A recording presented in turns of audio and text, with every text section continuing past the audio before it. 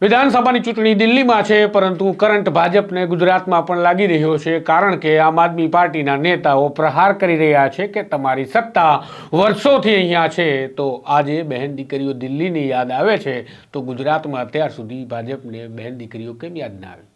રૂપિયા 2500 મહિલાઓને પ્રતિમાસ આપવાનો ભાજપે દિલ્હીમાં વાયદો કર્યો છે, અને હવે ગુજરાતમાં કેવા ભેરવાયા છે, વિગતવાર વાત કરીએ.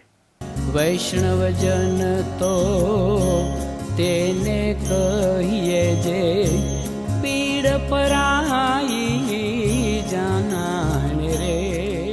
નમસ્કાર, હું છું આપની સાથે તુષાર બસિયા. નવજીવન ન્યૂઝમાં આપનું સ્વાગત છે.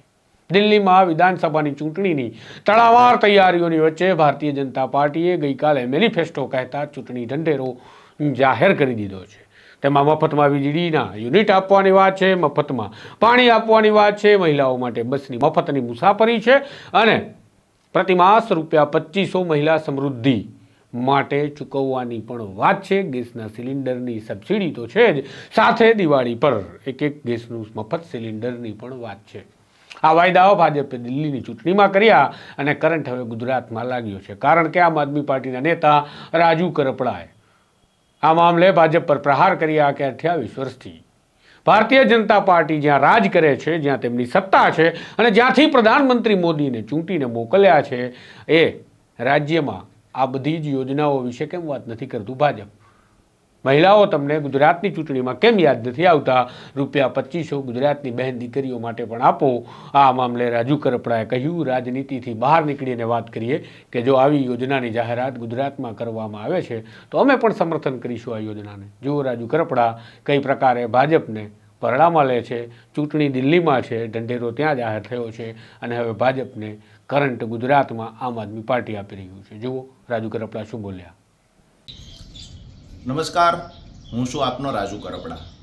ગઈકાલે ભાજપ દ્વારા દિલ્હીમાં જાહેરાત કરવામાં આવી કે જો દિલ્હીની અંદર ભાજપની સરકાર બનશે તો દર મહિને બહેનોને 2500 રૂપિયા આપવામાં આવશે.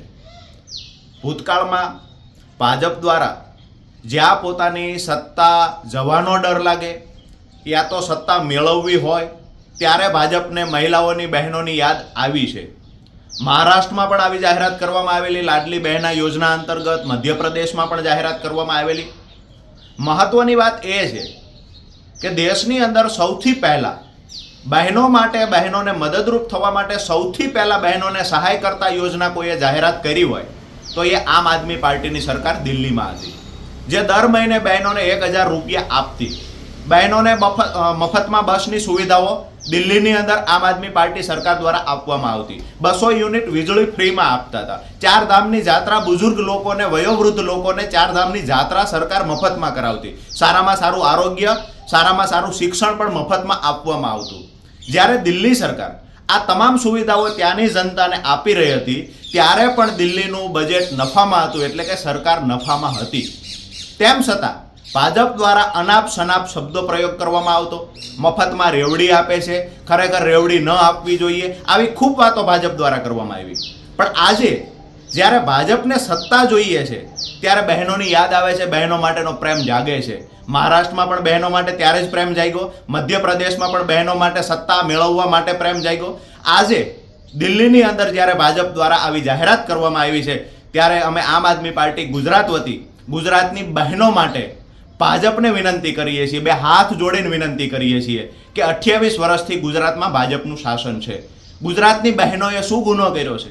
વારંવાર 2014માં 26માંથી 26 આપી, 19માં નરેન્દ્રભાઈને વડાપ્રધાન બનાવવા માટે અહીંયાની બહેનોએ ખોબલે ખોબલે મત આપ્યા. પાછી 26માંથી 26 19માં પણ આપી.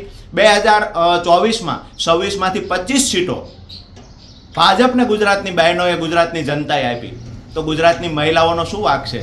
જો તમે મધ્યપ્રદેશમાં બહેનોને દર મહિને 2500 રૂપિયા આપી શકતા હોય, 1500 રૂપિયાની જાહેરાતો કરતા હોય, પછી 500 વધારીને 2500 આપવાની વાતો કરતા હોય, મહારાષ્ટ્રની અંદર પણ બહેનોને સહાય મદદરૂપ થતા હોય, આજે દિલ્હીની અંદર તમે સત્તા મેળવવા માટે દિલ્હીની બહેનોની માટે પણ યોજના લાવ્યા છો, તો ગુજરાતની બહેનો માટે કેમ નહીં? અમે ખોબલે ને ખોબલે આપની યોજનાને વધાવીશું. 2 હાથ જોડી વિનંતી કરીએ છીએ કે ગુજરાતની બહેનો માટે દર મહિને 2500 રૂપિયા જેવી રીતે તમે અન્ય રાજ્યમાં જાહેરાત કરી છે એવી જ જાહેરાત ગુજરાતની બહેનો માટે પણ કરો. નરેન્દ્રભાઈ 2014માં ખૂબ મોટી વાતો કરતા હતા, 50 પૈસાનું પોસ્ટકાર્ડ મારી બહેન લખશે તો દિલ્હી બેઠેલો તમારો ભાઈ વળતો જવાબ આપશે. આજે હજારો બહેનોએ પોસ્ટકાર્ડ લખ્યા છે, વળતો જવાબ આવ્યો નથી. ભાજપ માત્ર ને માત્ર સત્તા મેળવવા માટે બહેનો માટેનો પ્રેમ જતાવે છે. બાકી તો આપણે જોયું છે કે મણિપુરમાં શું છે, ક્યાં બહેનોનો પ્રેમ ગયો. ગુજરાતમાં 28 વર્ષથી ભાજપનું શાસન છે. અમે વિનંતી કરીએ છીએ, રાજનીતિથી બહાર જઈને વિનંતી કરીએ છીએ, ભાજપના નેતાઓને વિનંતી કરીએ છીએ, ગુજરાતની પણ ગરીબ મહિલાઓ માટે, ગુજરાતની ગરીબ બહેનો માટે 2500 રૂપિયા દર મહિને આપવાની જાહેરાત કરવામાં આવે. આભાર.